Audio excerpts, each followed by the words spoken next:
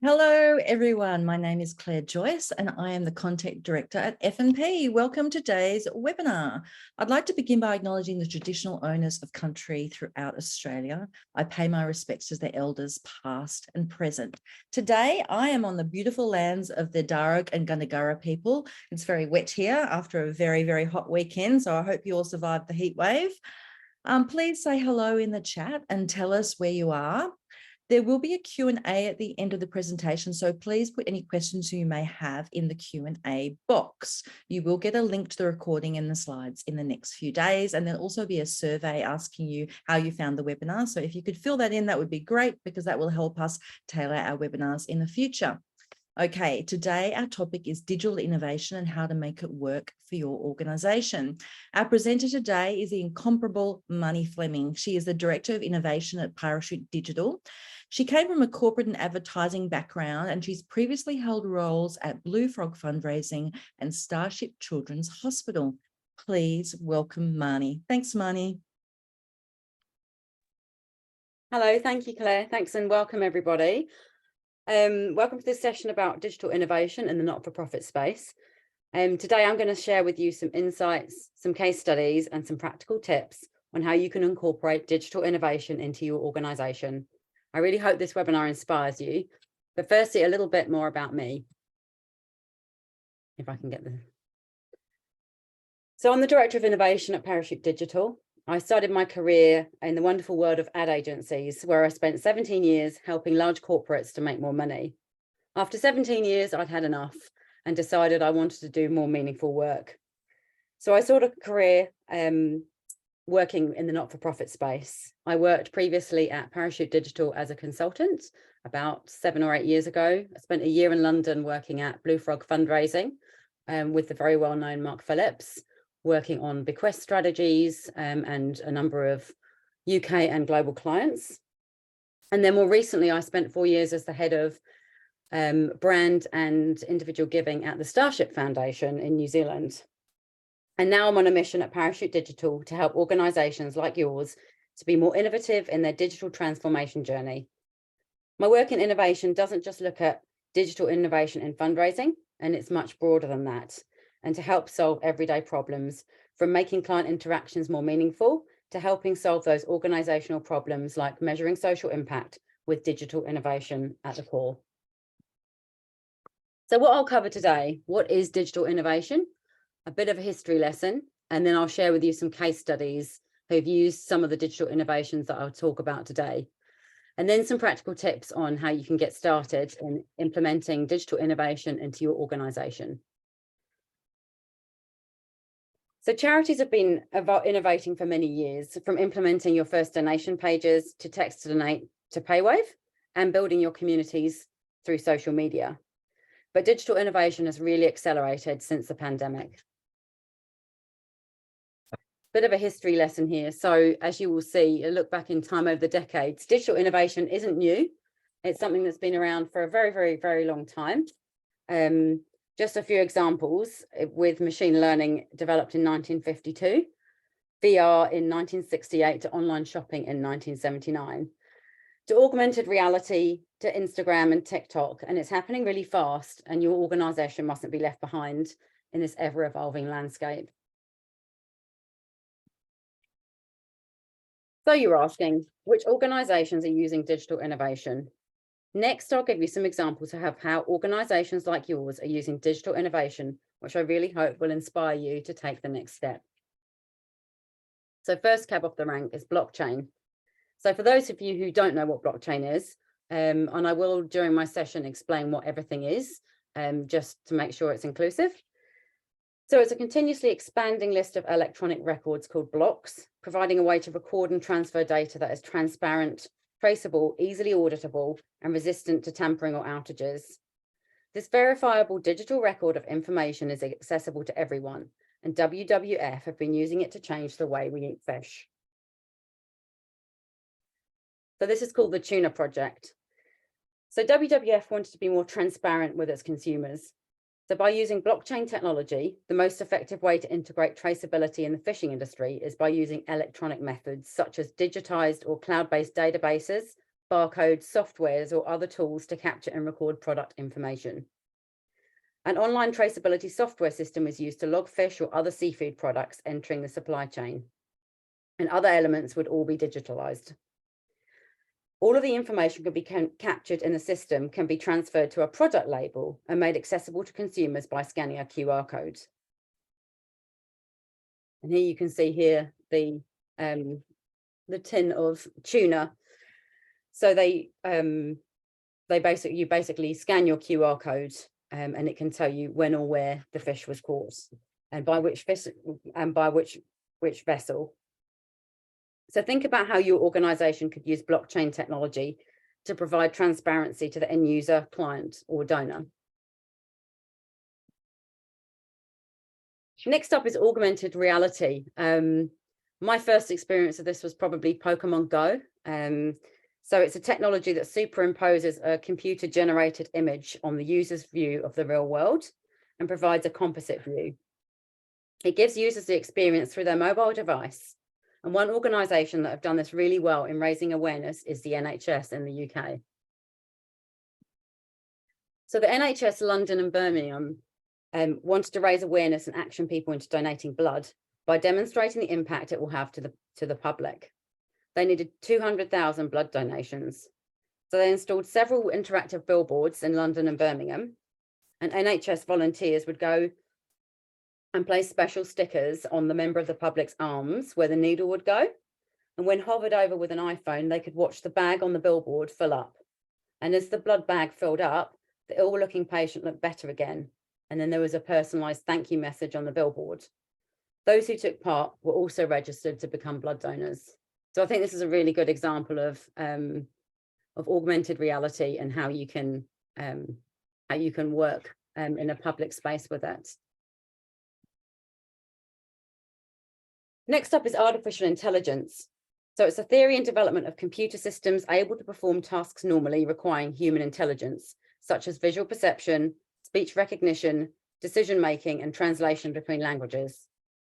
And Lifeline Australia, they used a chatbot. They created its first suicide prevention Twitter chatbot to increase the accessibility of suicide prevention and self-harm information with in-kind support from Proxima, who are a software development company, and a Twitter grant of $100,000.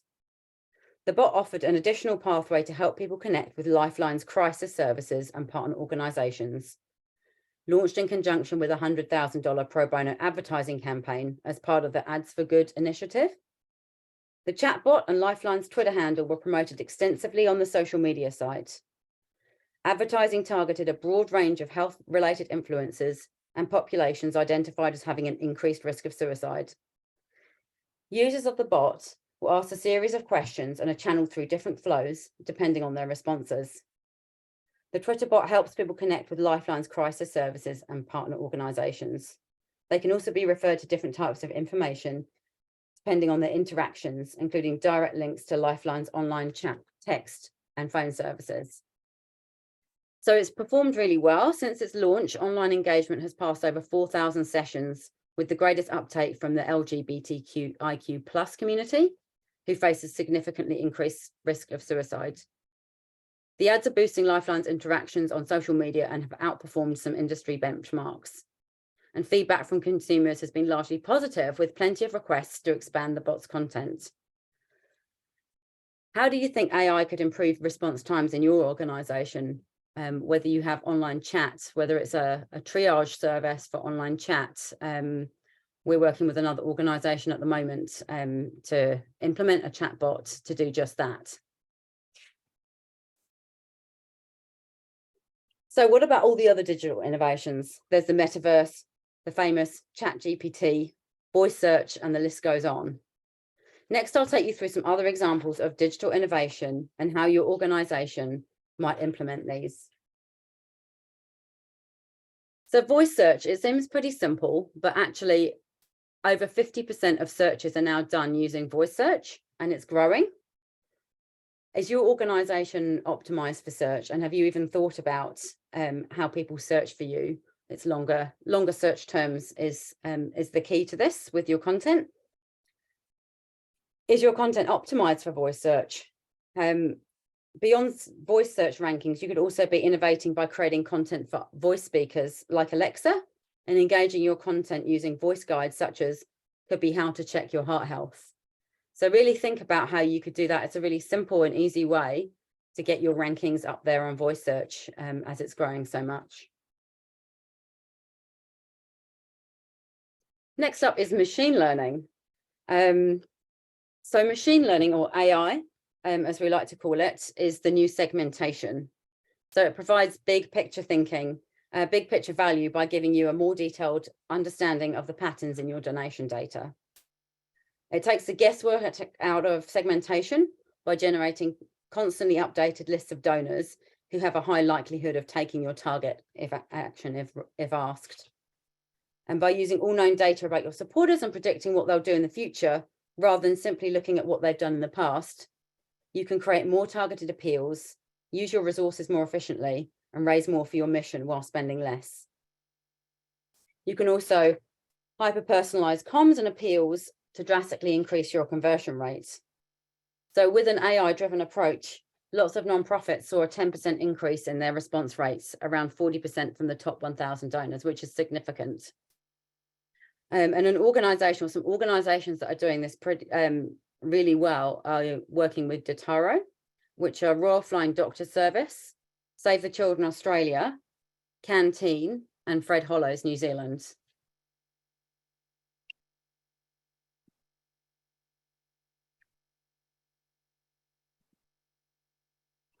Next up's the metaverse.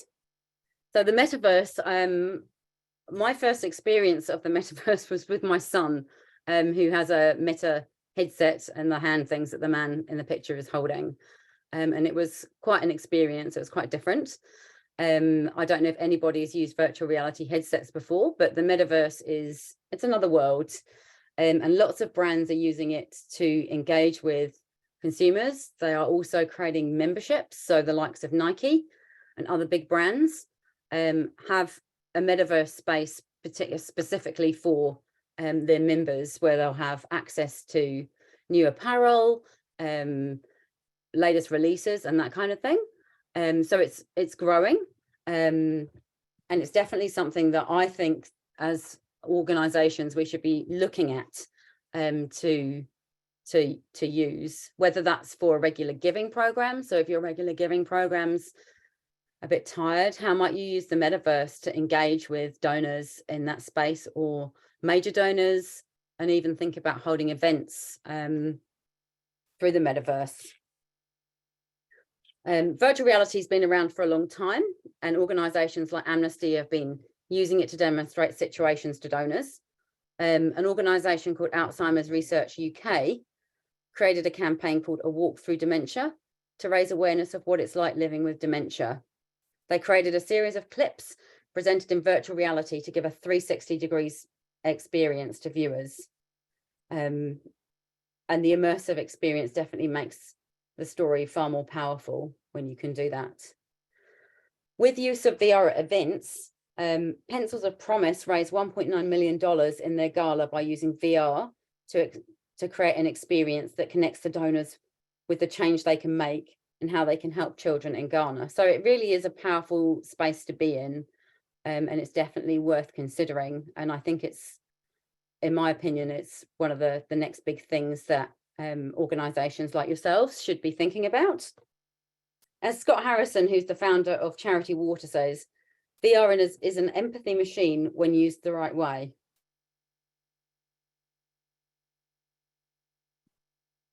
Now we're on to ChatGPT. So I'm sure by now all of you will have either heard of ChatGPT or one of the others, or have used it. We've certainly used it at Parachute Digital, and it's been a very interesting experience. We worked with Lost Dogs Home. We wanted to test some copy to see how it came out. So we did it for an SMS, which I can't actually show you today. But the thing with ChatGPT is it learns, so you have to be quite specific with it. And what we found at Parachute Digital is that it's really good if you just want to run some copy through it, or you want to get some ideas for maybe an appeal letter or an advert. It's really great for that, but it certainly doesn't replace the human touch. But it's definitely a tool worth having and using. We also used DALL-E, which is also by OpenAI, for image selection. And it was a very interesting process where we got this image up of this dog, and then we asked to expand the image, and it started to get a little bit weird, and we got a cat. So it's just things to watch for. This strange image popped up, but that's another great tool that you can use is DALL-E. And then Auto, we've also used this as well. So it predicts email open rates before you send, and so it's a great tool to also use.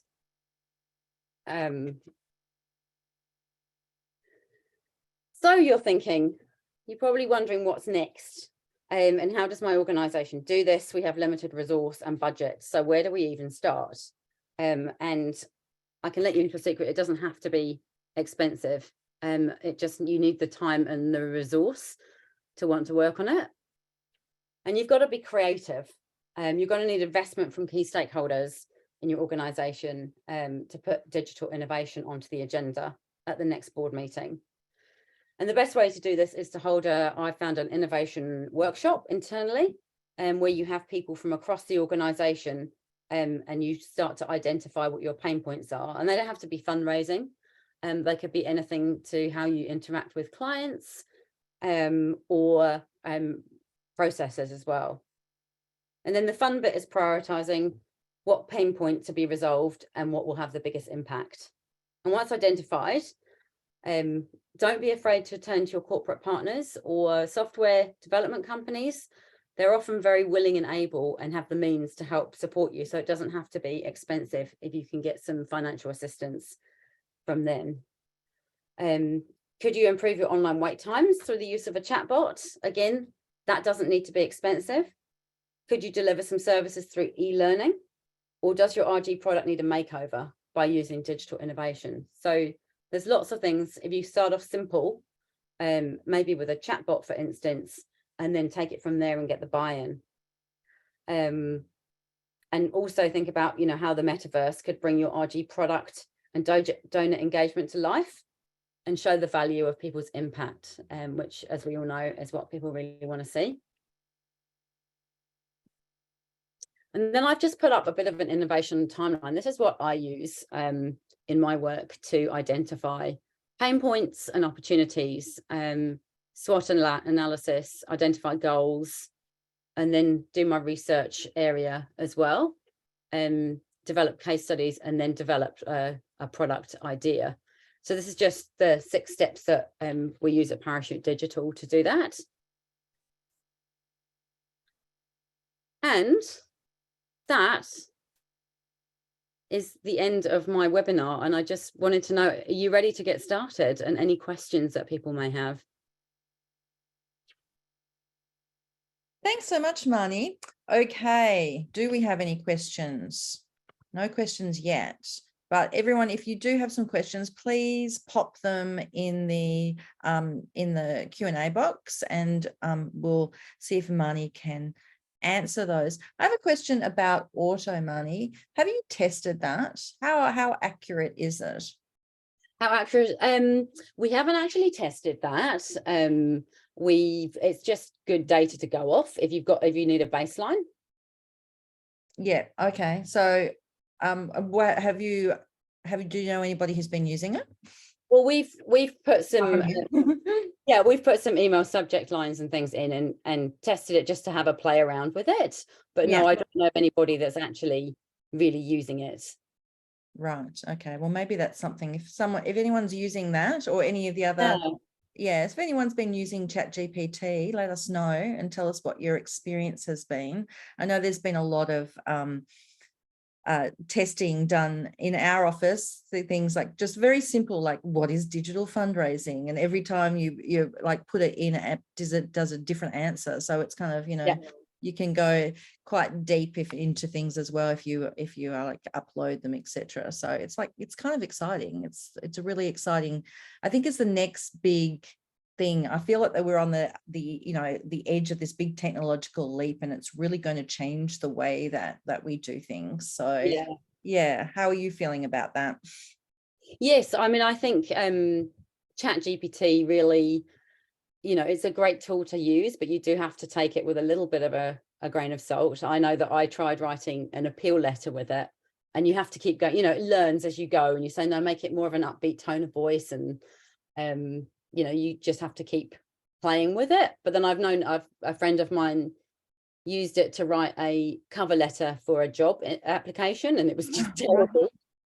It was terrible. So different people get different answers from there. Yeah, exactly. Bryony's asked, are interactive billboards in Australia? That's interesting. I've seen a lot overseas, but not here. Yeah, that's a really good question. I don't actually know, because I'm based in New Zealand. We've certainly got interactive billboards here, so I don't see why I wouldn't have them in Australia. Yeah, I haven't seen any, but yeah, okay. If anyone's seen any, let us know. Yeah. James asked, with ChatGPT, do you use paid or free account? If paid, is there a difference, particularly in results of what's created? Oh, that's interesting, because I've just used the free account. Yeah, I've only used a free account as well. I haven't tried the paid account yet, so I'm not sure what the differences are in the quality of answers that you get. Yeah, okay. Anushka says, do you have any low-cost ways to share petitions? Oh, yes. I mean, you can do that through your social media network. You could do it through digital advertising. That's, you could do it that way, or through email. But if it was to a cold audience, I would be doing it through social media. Yeah, it's Anushka says it's a twofold goal of advocacy and RG acquisition. Yeah. So I would probably do like a digital two-step for that. Catherine says that you have to pay for the premium ChatGPT if you want access to ChatGPT 4. Yes, I saw that was released last week. Much more powerful than ChatGPT 3. So it would be interesting to, I wonder how much it is. I don't know how much it is. I don't know. Yeah, exactly. $20 a month. Thank you, Catherine. Oh, $20 a month. But it's worth it then, isn't it? I know, it's like not much more than your Netflix account, is it really? So Anushka asked, what about paid social for that acquisition, advocacy, and yes. lead generation? Yeah, paid social. Yeah, okay, great. Okay, I've got Anushka there. No, she's already done that in there. Exactly. So we've answered those questions in Q&A. Thanks, Anushka. If anyone has any experience with any of these various things like the metaverse, please do share it with us. Maybe, Marnie, you can tell us a little bit. Oh, Anushka asked another question. How much would you put behind it? Oh, it depends. It depends how many people you want to reach, really. So, and how long a period of time you want to do it for as well. So if you're doing it for a month, you might want to put 10K behind it. Yeah. Okay, great. Okay. Of those examples that you go, is it auto free to use? Yes. Yes, I think it is. I don't know whether that has a paid companion. Probably everything has a paid companion, doesn't it? And whether that sounds bad, a paid companion. Okay. So from all these various digital innovations that you're seeing, are you seeing people who are combining them very well in their fundraising and their communications? So, where would you start, Marnie, if you were starting this journey? Yeah, I think, as I said before, I think working out what your pain points are for your organization, that's a good way to start working out how you could bring in digital innovation. So if you have an online chat service, or you speak to clients, how might you implement a chatbot, for instance? That's something that's fairly straightforward, as long as you're working with a partner. And it depends whether you want a chatbot that has natural language processing, or whether you just want it to signpost people to a certain place. So that's a really good place to start. Machine learning as well, not machine learning. Can't think of the word now. Yeah, using AI for your data segmentation as well is a really good place to start, because you'll see instant results. So Dataro, as I mentioned before, are doing a lot of that with a lot of different organizations, and they're seeing great results as well. So machine learning, sorry. Yeah, they are. I've got another question from Anushka here. 1 month at 10K, how many leads would that generate approximately? Off the top of my head, I don't know exactly. I'd have to go to my my spreadsheet to figure that out. It depends. Yeah, if it's RG leads, yeah, it really does depend if you're setting up a two-step trying to sell it internally, and yes, RG leads. We can have a conversation about that offline if you wanted, and I could share with you the spreadsheet with projections of what would be expected. Yeah. Okay, great. Thanks. And so you mentioned some of the case studies about people who are doing things well. Perhaps you can just go into a bit more detail from some of those examples that you use, such as the Red Cross and Fred Hollows, and how they're using digital innovation to help their fundraising and engage their supporters. Yeah, so they're using the machine learning. So they're segmenting their data, so it's based on real time rather than looking back in time like you normally would for, say, for an appeal. So building propensity models of who's more likely to give. So using that with you know, it could be RG donors, who's likely to give more, who's likely to attrite, who's likely of your major donors to give a gift. Also bequest prospecting as well. So using those propensity models, that modeling will help to you know, to get more from your database, knowing what the asks are as well. So if you're always asking for $50, and perhaps you, and they always give $50, perhaps you could be asking for 70 from someone. Is there any pitfalls that you think that the people need to be aware of in that kind of machine learning environment? I have heard that you're not seeing exactly the big picture. You're not seeing what people are doing offline. So you kind of need to integrate those two things, the offline and the online, to understand the full picture of, because I guess you're not always going to get the right people. So have you seen examples, or what would you recommend for? I mean, I guess the thing is to track everything, right? Yeah, absolutely, to track everything if you can drive your donations online, which are easily, you know, easily trackable, and see where people are coming from. But yeah, I mean, I don't think there are any real pitfalls to it. I think if anything, it's, you know, you get more engaged donors. Yeah. But I think that maybe you need to have a look at what they're doing offline as well as online. Yeah. What is the best way to optimize for voice search? Oh, that's a really good question. So you've got to think about the way that you're searching yourselves. So if, you know, I'm looking for a cafe near me, that's what you're putting in. So you need to optimize your content to make sure, you know, tell me about heart health.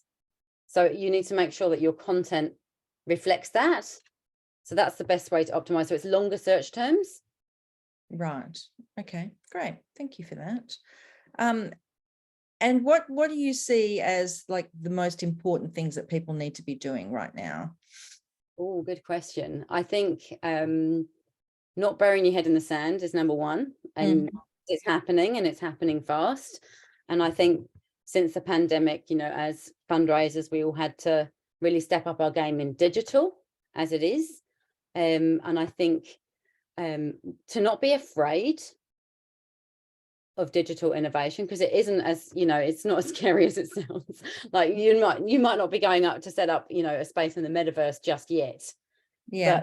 But know that things are changing and platforms are changing all the time. You know, ChatGPT came in sort of, you know, it felt a little bit like out of the blue, although it had been, you know, it had been boiling for a long time. And it's changed the way that we work. So I think it's just keeping your finger on the pulse, and not thinking too far ahead, just going, right, what can we do now? How can we make things better right now? Because things will probably change in a year's time. Oh yeah, they sure will. Well, ChatGPT, they've been releasing, it gets ever more powerful. So I can't Yeah. imagine what it'll be like in a year's time. So Yeah. yeah. I read this great article that said that at a point in time, there will be brain implants where we will be able to cast our emotions to people so they can understand how we're feeling. And I'm not sure what the timeline for that is, but that would be a very powerful thing for fundraisers, for their donors, and to be able to understand how people were feeling, once they stepped into a boat on their journey to escape their country. So there's Yeah. so many amazing things that are happening at the moment. Okay, let me have a look. Has anyone worked with Experian, good experience or not? Anyone? Do you know what Experian is, Marnie? Yes, I do. I have worked with them in the past, actually. I think they were pretty good from my, it was a long time ago though, so don't hold me to it. Yeah, I'm familiar. Jenny asks, you talked about blockchain in terms of online traceability systems, but can you tell us a little bit about crypto and accepting cryptocurrencies as a form of donation? What should charities who are completely new to this type of donation be wary of? Yeah, so that's a really good question. And I know from when I was at the Starship Foundation, we had a lot of people come to us saying, do you accept crypto? And I went to the boards. I spoke with the Giving Block, who are a US-based cryptocurrency company that work with not-for-profits. And they basically provide you with a widget that you put on your website, and they do all of the transactions. So you pay, I can't remember what it is, like 5% or something, but you get it in real time. So you can do it. And lots of Australian charities are doing it, and lots of New Zealand charities are doing it. The pitfalls, I think, is when it comes to the boards and the board's view of, how the money was made.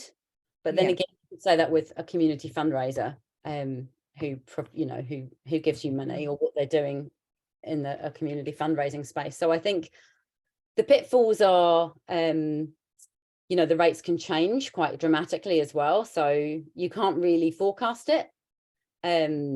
But you can definitely do it, and you can definitely implement it really easily. It's just a bit of paperwork for anti-money laundering purposes.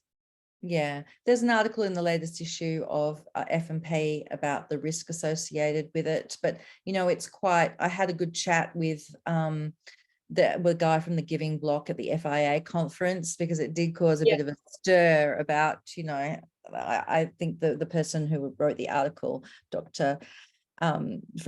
Gregory Hill from the Melbourne Business School, was quite hard on cryptocurrencies and the risk that is associated with the reputation of your not-for-profit if you haven't done your due diligence. So I did have a good chat with the guy from the Giving Block who did a presentation at FIA conference, and he was like, I thought he was a bit harsh on us, but I think it's appropriate to look at both sides of the story and see different viewpoints, and always, as with anything, to assess the risk appropriately and see if it's right for your charity. So there's a lot of noise out there about cryptocurrency, and it's hard to kind of wade through all these things when there's a lot of information out there.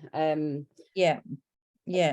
Sydney Children's Hospital raised, I can't remember, I might have got the figure wrong, it was about $1 million with an NFT, with a non-fungible token, at their gala ball, I think it was last year. The year before. So definitely organizations are doing it. I think there's money out there to be had through cryptocurrencies, and it's just about doing your due diligence and also being prepared to take a little bit of a risk. Yeah, exactly. Marnie, do you want to go back to your 6 steps and just maybe talk us through them a little bit? Yeah, sure. So having a internal discussion with your stakeholders, so identifying some pain points or opportunities, so all getting in a room together and going, right, okay, what are our pain points? Not necessarily fundraising, could be somebody from the finance team, it could be somebody from the donor care team who have got some pain points. It could be, for instance, we're finding that we've got an online counselling service and we're not getting to the people who need us the most. straight away. So wouldn't it be good if we could triage them before they came onto the online chat to make sure that they're the ones who need the service the most? Mhm. That could be a pain point, or the wait times for counselling services, that kind of thing. And then you can identify your goals. So what would the goals be if you could actually make these pain points go away? What would your goals be? Then doing a bit of a strengths, weaknesses, opportunities and threats analysis, and then identifying who your audience might be, and then researching the idea inside and outside of the organization. So that could be speaking to people who've used your counselling service, speaking to the counsellors, if I'm using that as an example, and then developing up a case study as well, and then developing up the innovation and the product idea. And that could be, you could, when you're researching inside and outside the organization, you could also go to your corporate partners as well and speak to them about it and say, this is our pain point, this is what we've identified as our goals, how might you be able to help us to implement this change? Okay, great. Okay, have we got any other questions in here? No. Okay, Marnie, is there anything else that you want to share about innovation and the various techniques that people can use, or various products that people are using now that you think is really important that they should get onto? Yeah, I think it's all about staying ahead and reading the news and signing up to various different I follow Charity Digital in the UK, who are really good. They have some really good articles about digital innovation. So keeping ahead of things there, and just doing your research as well. Just research if you've got the time. If you can put some time to the side, and don't be afraid of trying new things. Blue sky thinking. Take it to the board. Get the board engaged in it as well, because they're the ones ultimately who are going to say, yeah, let's focus, let's get some budget and focus on digital innovation. A lot of organizations are just getting their digital right. So, it can be a bit big and scary going, oh, we're now going to, we've only just managed to get our website and our digital fundraising working. But you've just got to be a little bit brave and a little bit creative as well. Yeah. James asks, we have a teeny budget. I'm sorry about that, James. I think a lot of people find themselves in that situation. So just wondering, what would be your top 3 free things to look into to help boost fundraising? And or are you aware of some organizations that offer pro bono help in this area? Yeah, I mean, a lot of organizations, I know from experience when I was at Starship Foundation, we had budget, but we didn't have massive budgets. And I went out to media providers and said, help, we need to raise X amount of money. We've got no money. And we got given a lot of gifting kind media. Reaching out to billboard companies, a lot of them would be more than happy to put billboards up for you. Probably some corporate partners as well. So top 3 things to do, make sure it's your digital fundraising is really important, but what I see work the best is when it's integrated. So really look for some PR opportunities as well. Look to get media support and look to your corporate partners or major donors to support you as well.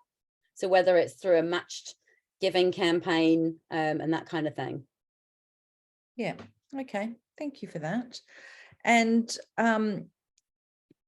so for organizations that have little or no money, what's the first thing that you would do if you've got none of this is happening, you haven't got any digital innovation happening at all, and you're pretty basic in your fundraising and doing DM? What's the first thing you would do?